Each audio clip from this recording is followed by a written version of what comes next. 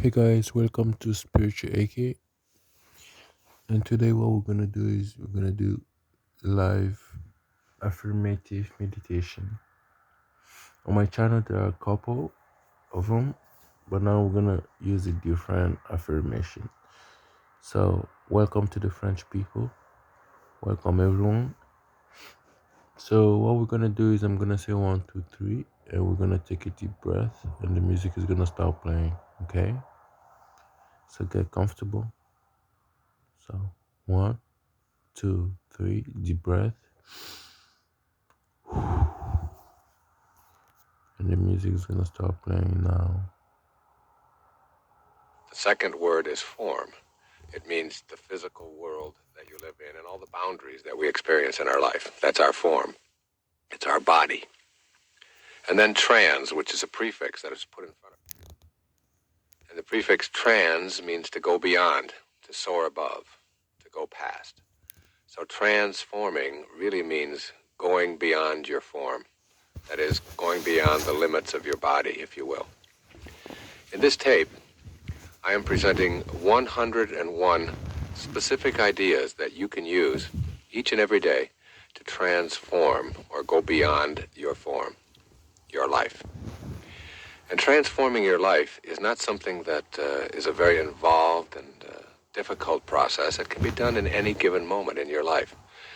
And as you listen to this tape, there are many ways that you can use it.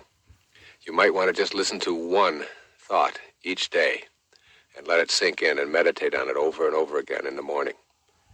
Or you might want to listen to 10 of them and let them just sort of roll around inside of your head and then go back and replay them and replay them.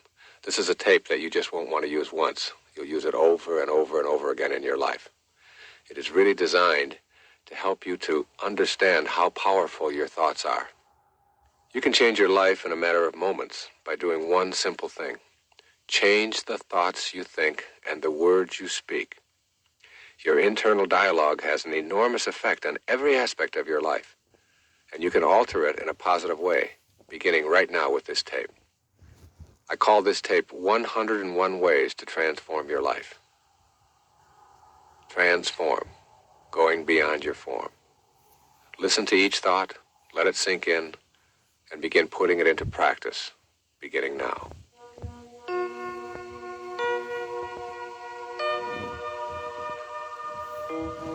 Number 1, know in your heart that there is an invisible intelligence in everything.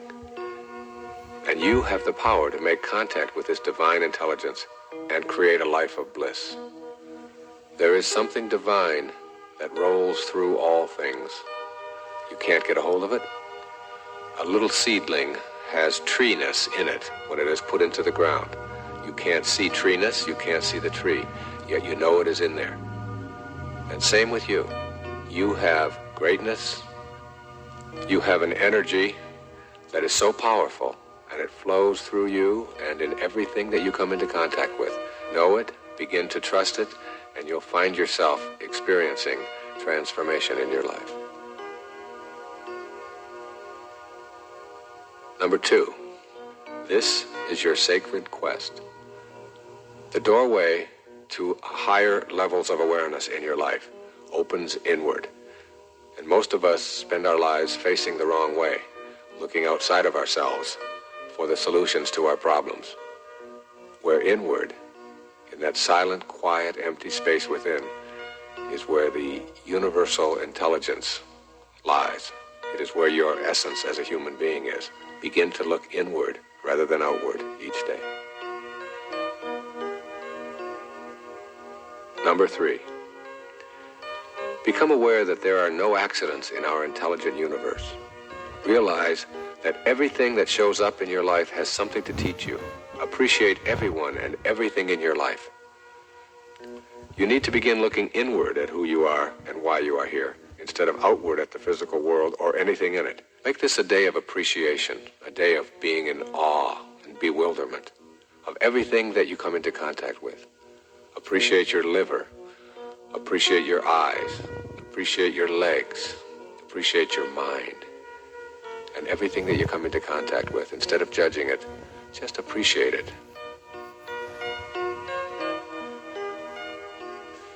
Number 4, draw your inner energy from the beauty that surrounds you.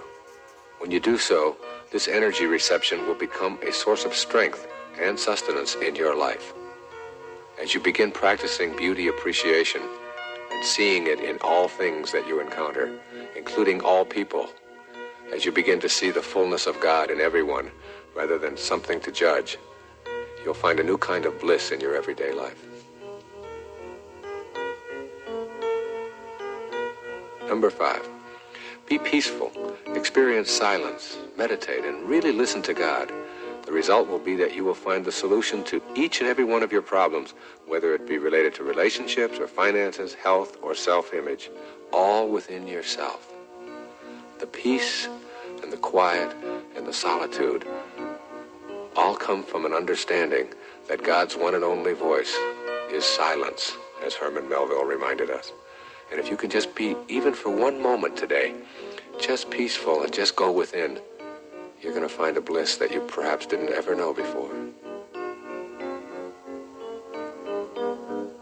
Number 6, forgive yourself for your transgressions. See that mistakes are lessons for you to transcend. Release yourself from the tyranny of self-recrimination. Make the decision to be free. Everything that's ever happened to you in your life has happened for a reason. And when you are filled with an absence of self-forgiveness, and you're full of recriminations about what you did or shouldn't have done, or what you should have done, all of these kinds of things are really a message that you're sending to the universe saying, God's plan doesn't work and mine does. That's really an insidious thing to say. Everything that you've done or experienced is over, and you had something to learn from it. So forgive yourself and move on with your life. Number 7, write down this ancient truth and reread it on a daily basis. When you seek happiness for yourself, it will always elude you. When you seek happiness for others, you will find it yourself. Number 8, attempt to remove all enemies from your thoughts. The same intelligence that flows through you flows through all human beings. When you know that you are connected to all, you cannot fathom striking out at others, let alone feeling hatred for them. Or another way of saying this is, on a round planet, there's no choosing up sides. We all are here for a reason. We all have the same divine energy flowing through us. And when we stop thinking of ourselves as separate from everyone else, we begin to see and experience the love that we are here for in the first place. In my opinion, God doesn't want us to love God. God wants us to learn to love each other. That's what it means to be a holy being, to not have enemies and to love each other. That's truly what loving God is about. Number 9, release everything that you have been told is impossible or unrealistic, and allow yourself the freedom to make your own contract with God about what is possible for you.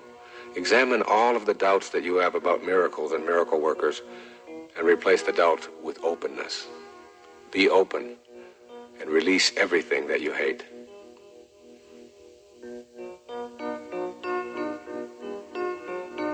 Number 10,